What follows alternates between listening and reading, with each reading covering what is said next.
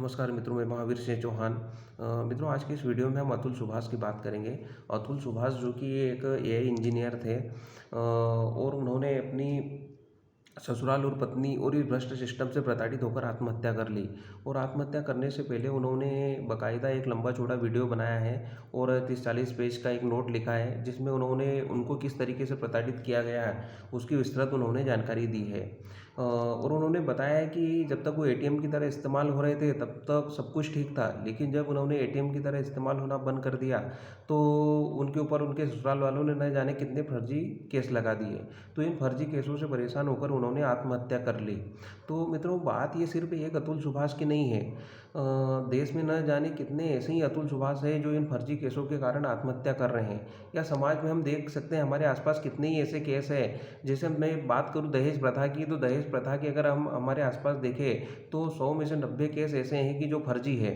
ये हम सबको पता है, और हम सबको क्या, जो ये केस लगा रहा है दहेज प्रथा की या प्रताड़ित करने के, ये उनको भी पता है कि ये फर्जी केस है। लेकिन इनको लोगों ने क्या है कि एटीएम की तरह इस्तेमाल करना शुरू कर दिया है। आप देखिए, अगर हम लड़कियों की बात करें तो आजकल क्या ट्रेंड चल रहा है कि हाई प्रोफाइल घरों के लड़कों को फंसाती है, और उनको एटीएम की तरह इस्तेमाल करती है।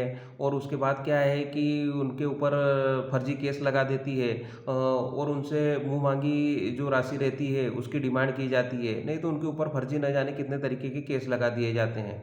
तो ये समाज में आजकल चल रहा है कि लोगों ने क्या किया है कि इसे एटीएम की तरह इस्तेमाल करना शुरू कर दिया है। और मुझे तो ताज्जुब तब होता है कि जब ऐसे लोग दहेज प्रथा या प्रताड़ना का केस लगा देती हैं, जो शादी ही बड़ी मुश्किल से कर पाते हैं, जिनकी शादी करने की हैसियत नहीं रहती, शादी जैसे तैसे करके करते हैं, और बाद में फिर वो दहेज प्रथा का या प्रताड़ना का केस लगा देते हैं। तो आप देखिए कि वो जो लड़की रहती है वो घर में ही इतनी प्रताड़ित रहती है माँ बाप के द्वारा, और वो लोगों के ऊपर प्रताड़ना का केस लगा देती है, तो ये केस हद तक सही रहता है। तो मित्रों, हमें यह सब देखना पड़ेगा। और मैं तो एक चीज़ मानता हूँ कि भाई, अगर आपको साथ में नहीं रहना है तो चलो, अगर आपके बच्चे हैं तो वो केस अलग हो जाता है, लेकिन अगर बच्चे नहीं है तो भाई ठीक है, आपकी आपसे सहमति से अलग हो जाओ, बात ही खत्म। क्यों आपको लोगों से पैसा चाहिए, या आपको भरण पोषण की राशि चाहिए? जब आपका बच्चा नहीं है, आप पढ़े लिखे हो, तो आप खुद भी तो कमा सकते हो ना भाई। आत्मसम्मान भी तो हर आदमी का कुछ होता है ना, कि आत्मसम्मान वगैरह कुछ नहीं होता है। आपको लोगों के पीछे ही पलना रहता है। और लोग आजकल देखिए इतनी राशि की डिमांड कर देते हैं कि उन्होंने इतनी राशि कभी सपने में भी नहीं देखी होगी। वो इतनी राशि की डिमांड कर देते हैं जैसे उनके पूरे खानदान को ज़िंदगी भर इन्हीं लड़के लोगों को, लड़के के जो पैसे हैं उन्हीं से पलना है। तो इस तरीके के अनुचित डिमांड कर देते हैं। तो आजकल क्या हो रहा है कि ये जो दहेज प्रथा का कानून है, इसका पूरी तरीके से गलत इस्तेमाल हो रहा है, मिसयूज हो रहा है। तो मित्रों, आज अब देखिए, हम सबको देखना पड़ेगा कि समाज से ये जो नैतिक मूल्यों का पतन हो रहा है, और ये जो आधुनिकता के नाम पर हम देखिए, ये जो आधुनिकता आधुनिकता करते रहते हैं, इसके चक्कर में आप देखिए, अगर हम बात करें तो हमारे पूर्वजों की बात करें तो आप देखिए, हमारे माता पिता ही घर में आप देख लीजिए कि जब हमारे दादा लोग जो होते थे वो रिश्ता फिक्स कर आते थे, और हमारे जो माँ बाप है वो एक दूसरे का चेहरा तभी देख पाते थे जब शादी होती थी। तो आप देखिए, और उनके संबंध आज तक चल रहे हैं। और आज के समय में तो सब कुछ हमारे मन के मुताबिक हो रहा है, हमारे मन के हिसाब से हो रहा है। तो फिर इतनी परिस्थितियाँ क्यों निर्मित हो रही है? ऐसी परिस्थितियाँ समाज में क्यों निर्मित हो रही है कि इतने तलाक हो रहे हैं, इतने फर्जी केस लोगों के चल रहे हैं दहेज प्रथा के? ऐसा होना ही नहीं चाहिए। लेकिन मित्रों, क्या हो रहा है कि आधुनिकता के चक्कर में हमने अपने बच्चों को जिस तरीके की छूट दी है ना, ये कहीं ना कहीं हमारे लिए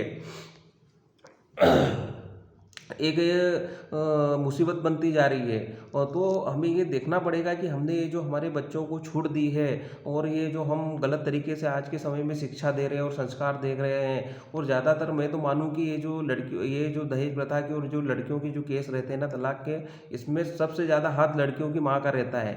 लड़कियों की माएँ ही चाहती है कि लड़की रहे नहीं ससुराल में, और वही इस तरीके की स्थिति निर्मित करती है, और वो खुद ही अपनी बच्ची का भविष्य बर्बाद करती है। मैं तो अभी जितने भी केस देखे हैं उसमें मैंने यही नोटिस किया है कि ऐसे केसों में लड़की का घर बर्बाद करने में सबसे बड़ा हाथ अगर किसी का रहता है तो लड़की की माँ का ही रहता है।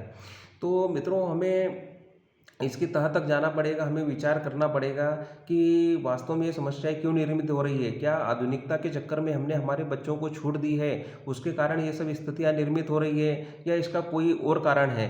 तो मित्रों, समय के साथ हमें इस पर ध्यान देना ज़रूरी है, क्योंकि आज देखिए जिस तरीके के केस बढ़ते जा रहे हैं, तो ये निश्चित ही आने वाले समय में ऐसी स्थिति निर्मित होगी कि लोग शादी नहीं करेंगे। वो शादी करने से अच्छा ऐसे ही रहना ज़्यादा पसंद करेंगे, क्योंकि जो परिस्थितियाँ निर्मित हो रही है उनको पता है कि अगर किसी एक के ऊपर भी गलत तरीके का कोई केस लग गया तो आज उसके साथ साथ उसका घर परिवार भी जाता है और कितनी बदनामी होती है। और आप देखिए लड़का हो या लड़की, अगर कोई भी ऐसे केसों में प्रताड़ित होकर आत्महत्या कर लेता है तो आज आप देखिए वो कितनी बड़ी एक सार्वजनिक क्षति होती है।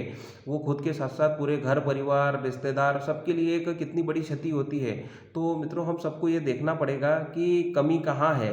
क्या हमारे संस्कारों में कमी है, हमारी शिक्षा में कमी है, या ये जो हम आधुनिकता के चक्कर में बच्चों को इतना बढ़ावा दे रहे हैं, तो इसमें कुछ ना कुछ कमी है। तो मित्रों, हमें इस ओर ध्यान देना पड़ेगा। जिस तरीके से समाज में इतने तलाक हो रहे हैं और जो दहेज प्रथा के केस दर्ज हो रहे हैं, तो कहीं न कहीं हमें भी हमारी जवाबदारी ज़िम्मेदारी लेनी पड़ेगी कि कहाँ हमसे चूक हो रही है। तो धन्यवाद मित्रों, मेरा इस वीडियो को बनाने का उद्देश्य यही था कि हमारे समाज में आजकल ये जो स्थितियाँ निर्मित हो रही है, हम भी कहीं न कहीं देखें कि कोई हमारे बीच से इन जो अपना दहेज प्रथा के केस हो गए या ये जो प्रताड़ना के केस हो गए, इनमें प्रताड़ित होकर कोई आत्महत्या न करे, तो हमें भी ये देखना है। धन्यवाद। जय श्री राम।